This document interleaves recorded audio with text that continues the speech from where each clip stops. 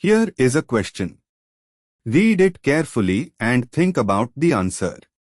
Let us solve it step by step. Let us first understand the key concept here.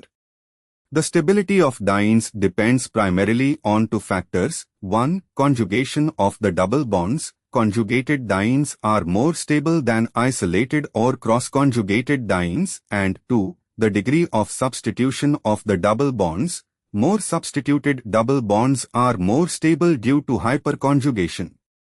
Moving on to the next step. A. The diene in option A has double bonds that appear to be in a homoconjugated or non-conjugated arrangement within the six-membered ring, with methyl groups at positions that do not maximize substitution on both double bonds. B. Option B shows a cyclohexadiene with methyl groups, but the double bonds are not fully conjugated, and the substitution pattern is less favorable than option C. C. Option C shows a cyclohexa 2,4 diene system, conjugated diene within the ring, with methyl substituents positioned such that both double bonds are maximally substituted.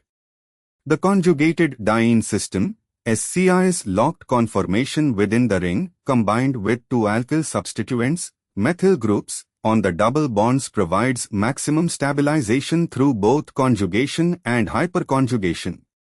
The methyl groups are placed on the double bond carbons, increasing substitution. D. Option D has a conjugated diene, but the methyl groups are positioned such that they are less effectively stabilizing the double bonds compared to option C. Moving on to the next step.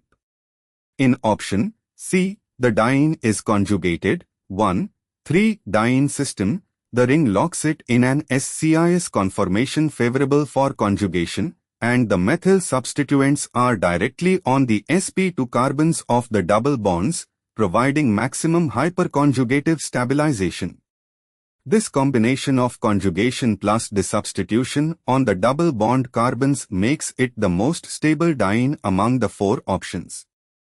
And for the final step, options A and B have less effective conjugation or substitution patterns.